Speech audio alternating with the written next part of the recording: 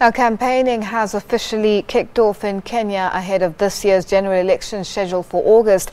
The Electoral Commission cleared former Prime Minister Raila Odinga as well as two other independent presidential candidates. President Uhuru Kenyatta, who is running for his second and final term, will see clearance from the Commission later today.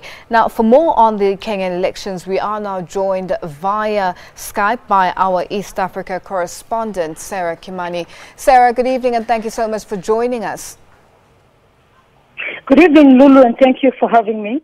Now, President Uhuru Kenyatta, who's running for a second and final term in office, has been cleared by the Electoral Commission earlier today. Briefly take us through that process of the clearing, so for us to get a better understanding of exactly what it entails. Well, that is a requirement for every person vying for any political seat in Kenya. For the president, one is required to give a check of $1 million, to deposit a check of $1 million to the Electoral Commission. They're also supposed to sign a code of conduct, which among other things says that they will adhere to peace during the campaign, during the elections, and after the results are announced. They are also supposed to present a certificate showing their academic qualifications. For a presidential candidate, it is a degree.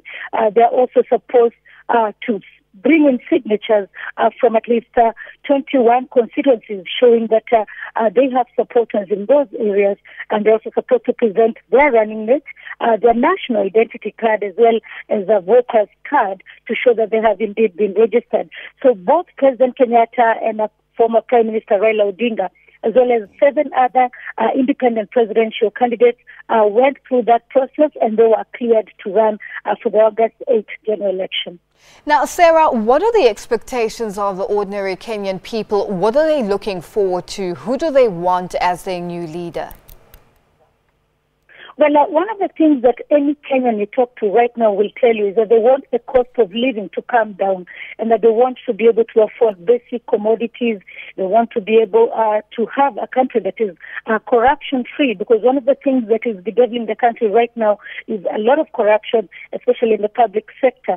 There's also an issue of basic commodities like food being expensive, and especially the cost of maize flour, which is one of the main staple foods here. In fact, if you go around the country, many shops do not have maize because of there having been a big shortage of maize flour, and so that has also become a campaign issue.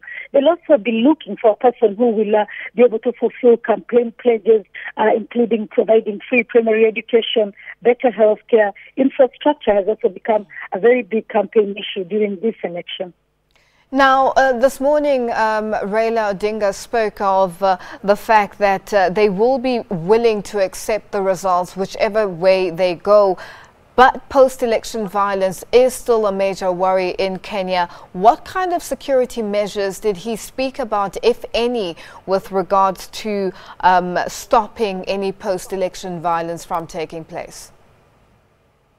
When former Prime Minister Raila Odinga, who is the joint opposition candidate, was cleared yesterday, he told the Electoral Commission that he would be willing to accept the results of the elections if the election is seen to be free and fair. And he said this time they hope that they do not have to go to the Supreme Court to challenge the election results like they did in 2013. But he was also clear that he expects the Electoral Commission to give free and fair elections, and also to provide a level playing field for all candidates.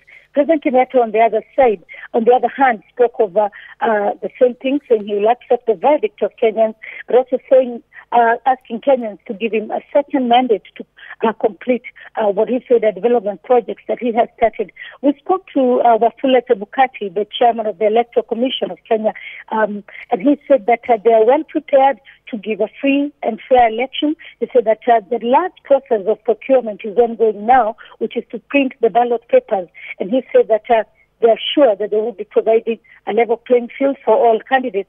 And he said now what they are doing is that they have received the electoral campaign timetable for all candidates in order to harmonize and to ensure that no two people are probably campaigning in the same field at any given time, and that all campaigns are free, fair, and free from ethnic hatred. But it is a very closely fought race. and also stakes are very high. President Kenyatta is seeking his second and final term. Former Prime Minister Raila Odinga is making a fourth attempt, and also because of his age and the promises that they have made on the memorandum of understanding with his fellow opposition campaign team, this will be his final term to seek the presidency. So everybody will be fighting out to see if they can get a majority of the 19 million registered voters.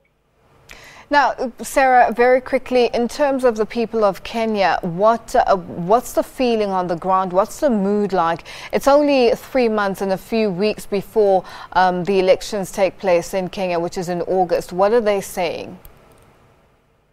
It's exactly 70 days today to the elections. There's excitement, there's anxiety, and also people not quite sure. In fact, we've heard in some quarters that there may be voter apathy, with people saying that the nominations were not carried out, the political party nominations or primaries, as they are known in some countries, were not carried out in a free and fair manner.